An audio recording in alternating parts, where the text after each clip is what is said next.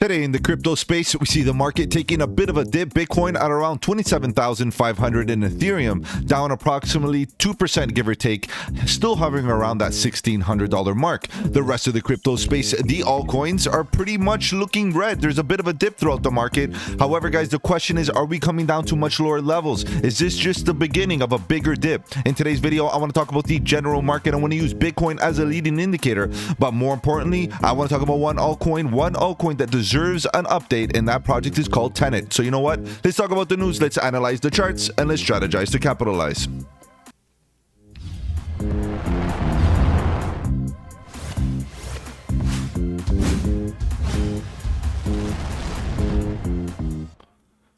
Welcome to the channel. My name is Mike, and let's get right into it, guys. If you're new to the channel, welcome. On the channel, we talk about cryptocurrency, Bitcoin, Ethereum, and all the altcoins, looking for opportunities. Whether we go up or down, bearish or bullish, it doesn't matter. All we want to do is stay one step ahead of the market so that we can capitalize on any of that volatility. And if you appreciate the strategy, subscribe to the channel and click that bell so you don't miss out on any of my future videos, including the live streams at 7:30 Eastern, where we talk about crypto news and price action. Guys, if you have any projects you want me to cover in on the channel, feel free to let me know in the comment section below, or you can hit me up on the socials. The links are in the description. All right, guys, and don't forget about that Discord. The Discord, great community, lots of good alpha, trade setups, fundamentals, learning material, and all that good stuff. All right, let's begin. Let's see what's going on here with Bitcoin.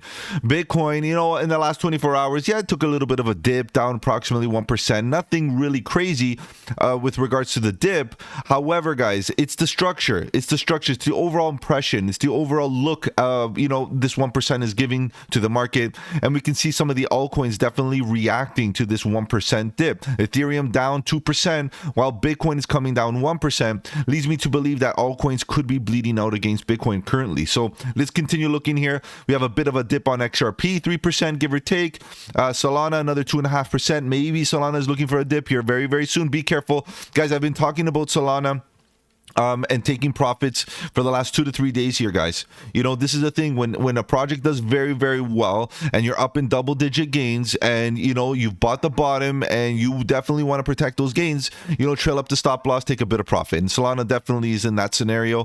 Altcoin getting a nice little bounce from the bottom. Maybe, you know, I still feel like, you know, usually the first impulsive move to the upside is just a proof of life type of thing. Wait for that retracement, wait for the back test, and then maybe we should start looking in for a buy the dip opportunity on Toncoin. We covered Toncoin last night live, and I still feel like Toncoin might be a good hold just to get a nice bit of exposure. You know, you're not betting the farm, but a little bit of a bag just in case, you know, we get a moonshot on Toncoin.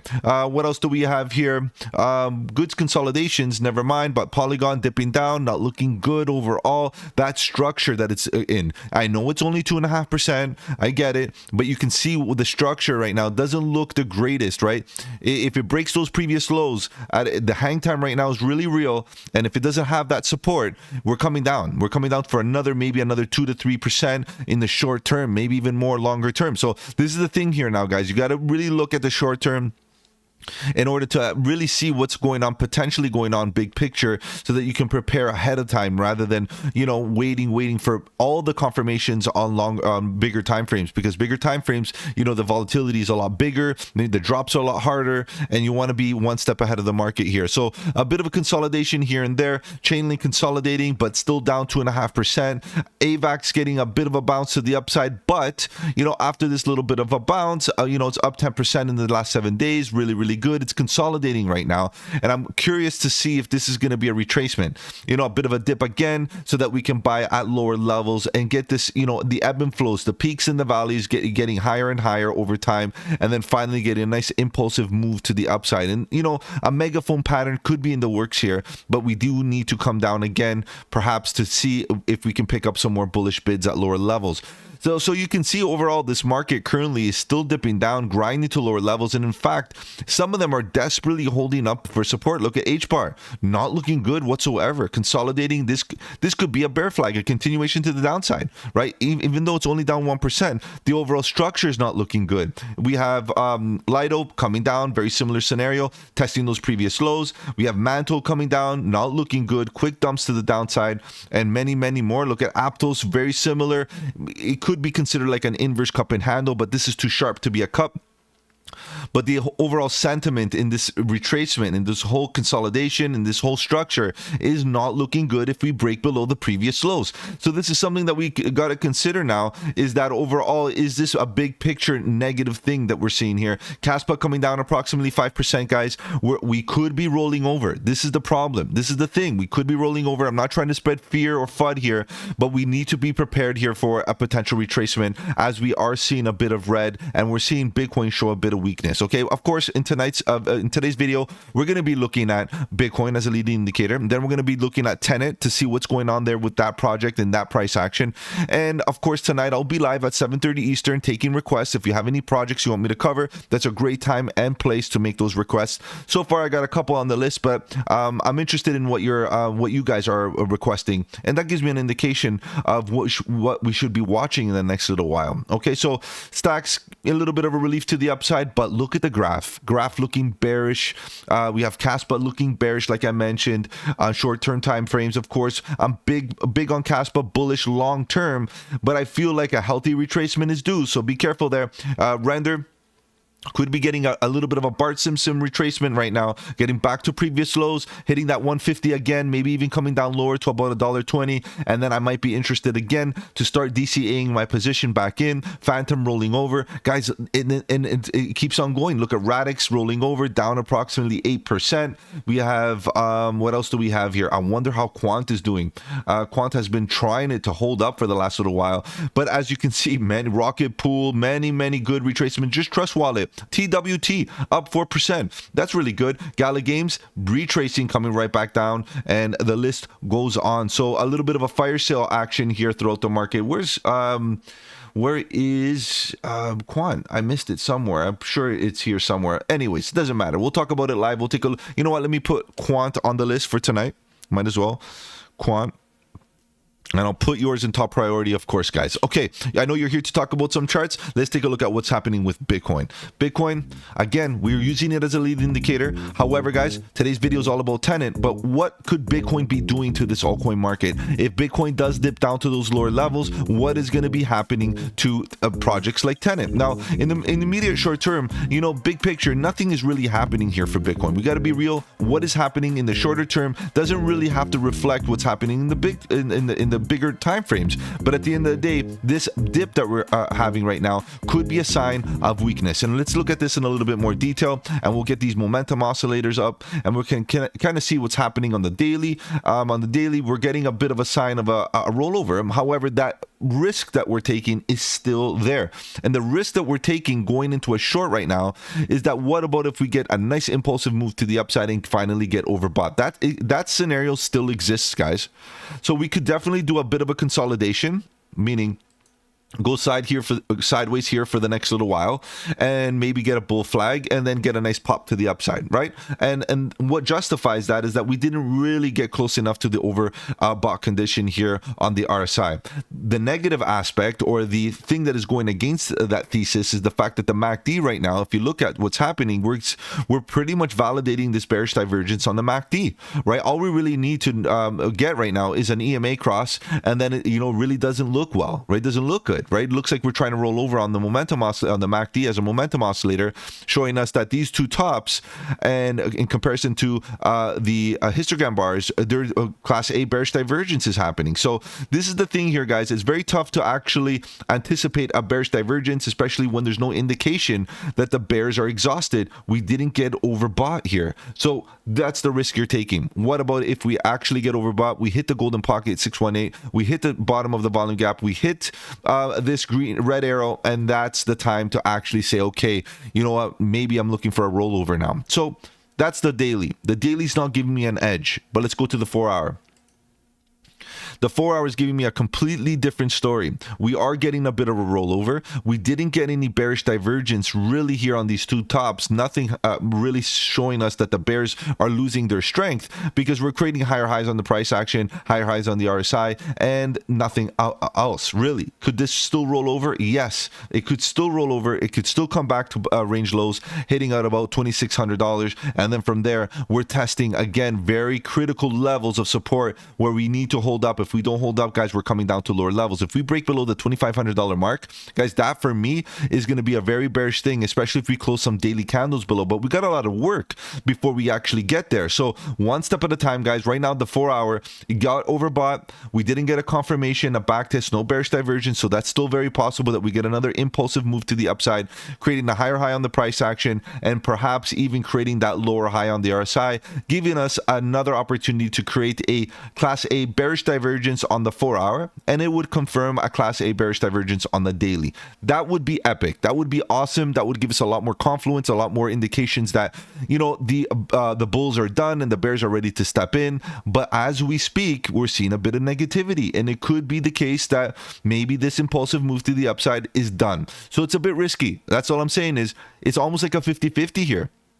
Do we get another move to the upside, or do we finally roll over? And you can see that the measurement between the top target and the bottom target is pretty much equal. It's 50-50. It's a coin toss. It's gambling, guys. In my opinion, obviously not financial advice, but I'm going to put my money where my mouth is, and I am not going to get into any trades here on Bitcoin because I am not getting an edge. My edge was here going bullish, and we got that move. Now it's about protecting yourself and thinking about, you know, trailing up stop losses and understanding that your capital, your initial investment needs to be protected, but also your gains, because you're here to make gains. All right, let's move on. Let's talk about Tenet. Tenet, of course, you know, within that consolidation and definitely getting hit by, you know, a bit of a dip in negativity, obviously brought to us by Bitcoin, right? Bitcoin brings negativity, the entire market gets hit, and also it depends on how much negativity. You know, it's not that dire. It's only 1%. Let's be real. But you can see like some of these altcoins, like Tenet right now is down approximately 8%, and there are a couple others, like Nakamoto Games is taking a bit of a dip today, guys, and so a few others here and there. But is this the beginning of a bigger dip, especially if Bitcoin decides to take a dump on us? If it does, I'm expecting further continuations to the downside for some of these alts, and Tenet is going to be no exception. Now, of course, here on the channel, we talk about bullish scenarios, we talk about bearish scenarios, and we prepare our thesis both ways, and then we, you know, apply a certain level of confluence and confidence on those narratives. For me, it was never about getting bullish, as far as you remember. This actually played out almost exactly like it was supposed to. Exactly like it was supposed to. Nice rounded bottom, a nice consolidation, and we got rejected out of a cup and handle breakout. Guys, that was the exact thing that I always mention. Cup and handles come about very, very frequently, but unless they break above, there's no bullishness. They could actually be a point of rejection, because if you look at it, we have a lot of confluence to the looking left that the price action could act as a rejection point. And that's very confident with the fact that it is the bottom of this volume gap. You can see that we do have a volume gap that begins at about 16.6 cents, and top of the volume gap is at about 19.6 cents, and this is a weak spot, a very weak spot with very little price action that could allow the price to actually break above, and it didn't. It got rejected once, like say twice, for sure 3-4 times, and all this level acted like a resistance once we got up there again. And here we are getting that rejection, coming back to range lows. This is why it's important to keep in mind the top and the bottom of the volume gaps. The volume gaps are a very good place to consider taking profit and de-risking. So this was the scenario. Where's my red arrow? There is none, but you know, if you've been following me on the channel, my strategy includes these red arrows all the time and the green arrows. The red and green arrows belong at the bottom and the top of the volume gap. So this probably I reused it. Again, think about this. This was the breakout target of the cup and handle. It didn't happen, which I didn't expect it, because we were overbought so often here that the likelihood is down instead of up. If you're overbought, why are you looking for a breakout?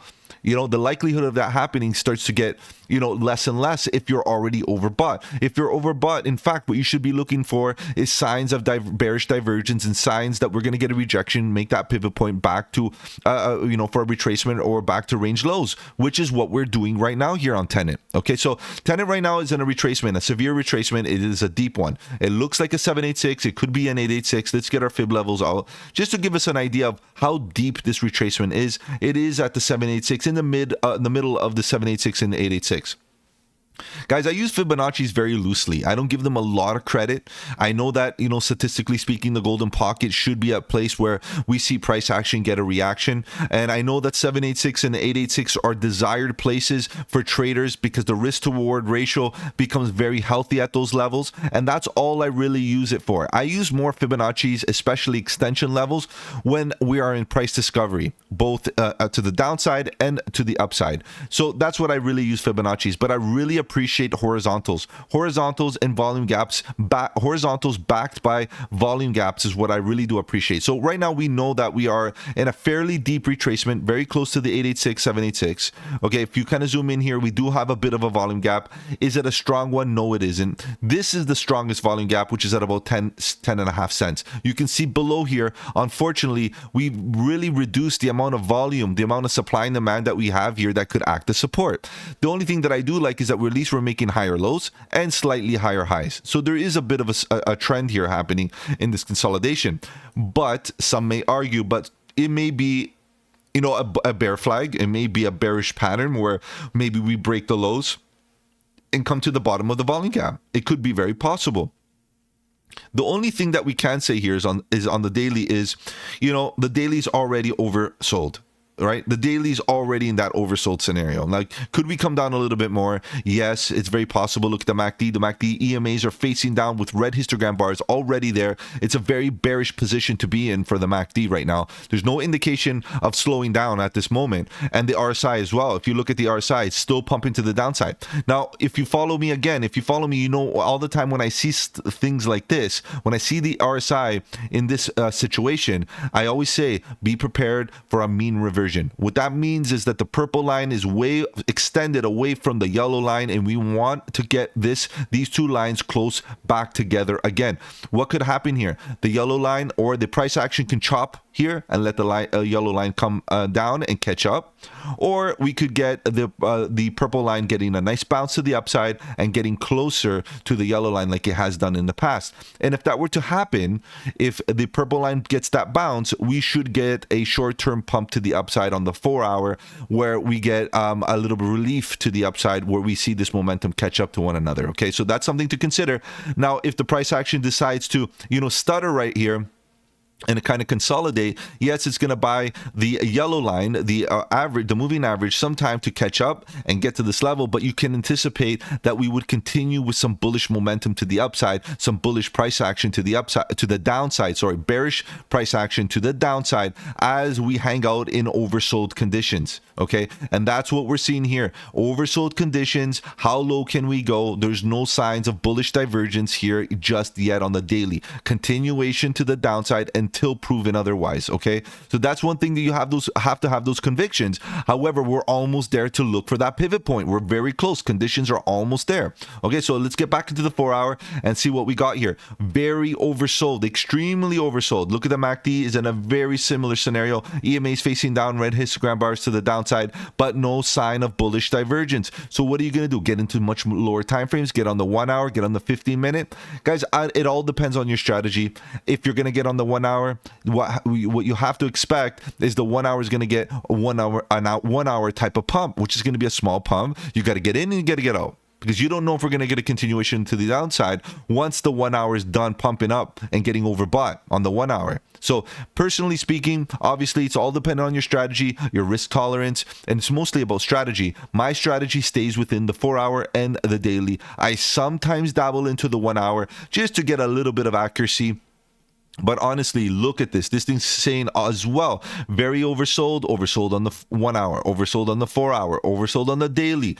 Guys, this thing is very, very, very oversold. And in this case, it could be in a very undervalued scenario. So again, I feel like it's beneficial for us to get back to the daily. So again, we're oversold on the 4-hour. And if you go back to the daily, once again, the daily is getting to that point where we want to start looking for bullish divergence. I would be looking for bullish divergence on the 4-hour as well, not just on the daily, because it does take some time and you might be able to get a really good entry based on the 4-hour. Okay, so what we're looking for is nice rounded bottom. What we're looking for is a consolidation around here, and we're not there yet, guys. So be patient. Let this thing give us some signals, and obviously based on the volume gaps, there is no volume gaps here to really trust with a lot of credit, because really this is a nice volume gap. These little ones in here are based on chop. We don't know which one are actually going to hold up. It could be here, it could be down here, it could be down here, it could be pretty much anywhere within this price action, which means that all you're really trying to do now is trying to catch a falling knife, which is risky, right? It's risky. Now, if your strategy is to, get in with a 5% position right here, double down and get in with a 10% position down here, double down again, get in with a 20% position down here, you get my point. Double down each time and slowly DCA over a bit of time, then it's not bad, because your overall position will be dragged down heavy as you increase your position size at lower levels. Your average cost will come down, and hopefully we do get a nice reaction at the top of this volume gap, or close enough to it that, at the end of the day, we're not making that lower low, guys. That's the scary thing. If we break below, we're coming down. And if Bitcoin does take that massive dump, like a lot of the bears are talking about, a 20K Bitcoin, 22 to 19K, that's the overall consensus. And to be honest, some of my TA does, look at that level as the possibility, and I'm prepared for that to happen. I'm not going to be left blindsided for Bitcoin to do that, because if that happens, altcoins will become very, very undervalued. They will be on a fire sale, and of course Tenet will be one of them, and I'll be buying the dips nice and heavy and scattering buy orders all over the place. Guys, if I have offered you any value in this video, do the channel a huge favor, slap that like button. It does really help out with the algorithm. Join me live, guys, tonight at 7:30 Eastern, where we talk about crypto news and price action. If you have any projects you want me to cover, that is a great place and time to make those requests, and I'll put them in top priority. If you want to follow me on the socials, the links are in the description. And guys, check out that Discord. Great community, lots of good alpha, trade setups, fundamentals, learning material, and all that good stuff. Take care, guys. Have a good one. And don't forget, buy the dip.